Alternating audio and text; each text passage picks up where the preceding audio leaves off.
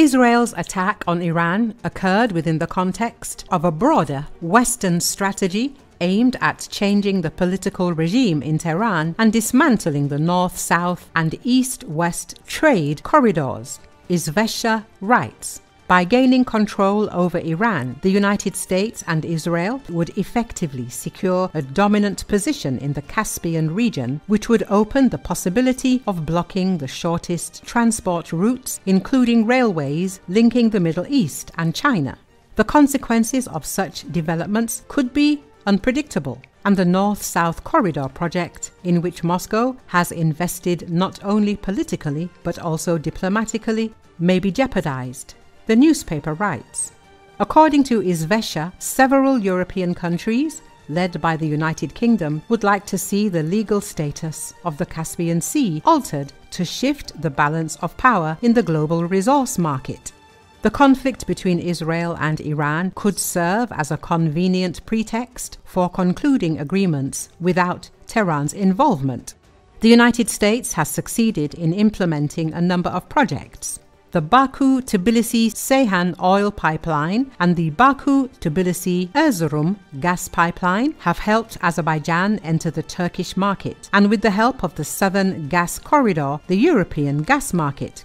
Western countries sought to change the balance of power in the region. Against this background, Washington actively supported the expansion of cooperation between Azerbaijan and Kazakhstan in the 1990s and the entry of Kazakh oil and Turkmen gas in the world market through Azerbaijan.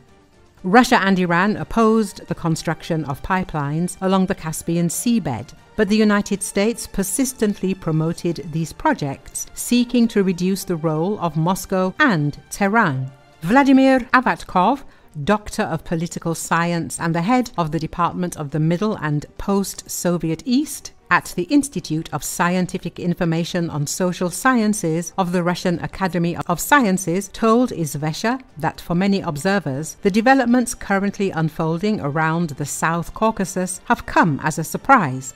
The West's struggle against us continues, and not only in the context of the special military operation. They use various means, applying pressure here, imposing sanctions there, causing trouble elsewhere, or igniting conflict, the expert explained. At the same time, Russian political analyst Dmitry Evstafiev believes that the confrontation surrounding Iran should be viewed much more broadly. In his view, the events in the region represent an attempt to implement a British geopolitical scenario.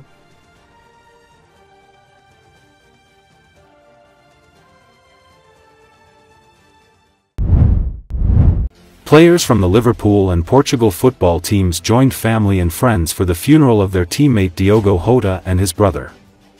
According to Associated Press, the service was held in the Portuguese town of Gondomar 2 days after they died in a car crash in Spain.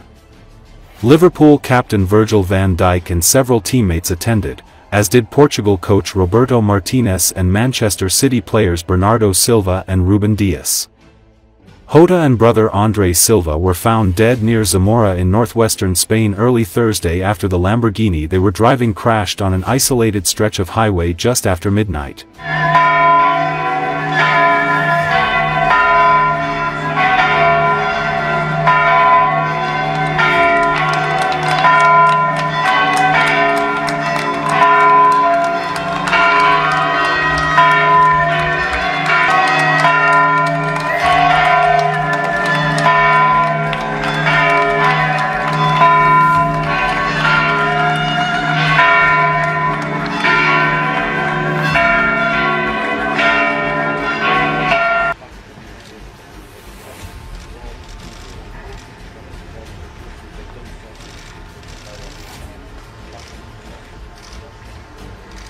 Welcome everybody. Just wanted to say that they are really sad days, as you can imagine. But today was a day that we showed that we are a very large but close family. We are Portugal, and it was essential for us that André Silva, Diogo Jota, we are together, and we will always be together, and their spirit will be with us forever. Thank you very much for your messages, for your support, and everything that we receive all over the world.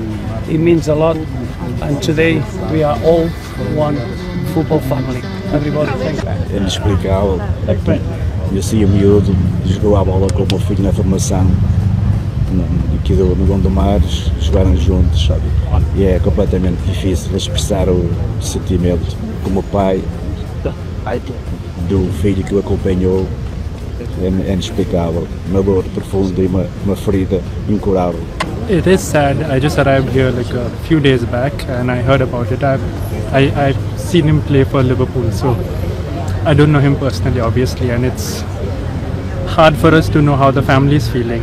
But yeah, it is a sad moment. So that's all I have to say.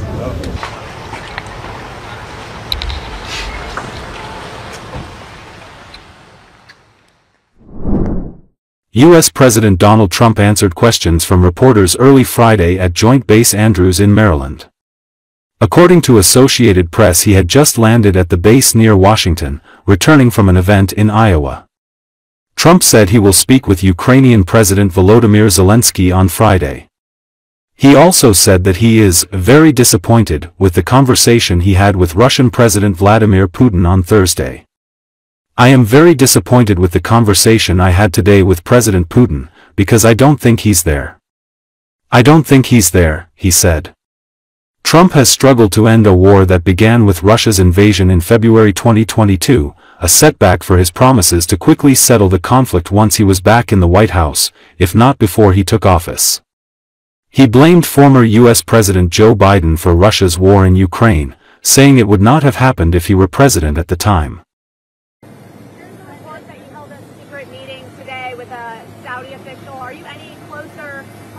Expanding the Abraham Accords, any news from that? Yeah, we are. It's one of the things we talked about, the Abraham Accords. Now that Iran has been taken out in terms of a nuclear threat, and they have been completely taken out, at least for a very long time, I think a lot of people are going to be joining the Abraham Accords. We have 4 great countries already, but we're going to have a lot of people, I think, joining the Abraham Accords. Yeah. Some polls have shown the big, beautiful bill to not be very popular. I'm wondering, how confident are you in being able to sell it to the American people? Yeah, I think it's very popular. It does many things, but one of them is the biggest tax cuts in our country's history. And that alone makes it very popular. The only poll that was done was a Democrat poll, and they'll ask 2 of the little bit controversial things, but good things for the country. The tax cuts alone, so it's the largest tax cut in the history of our country. And that alone makes it very, very popular.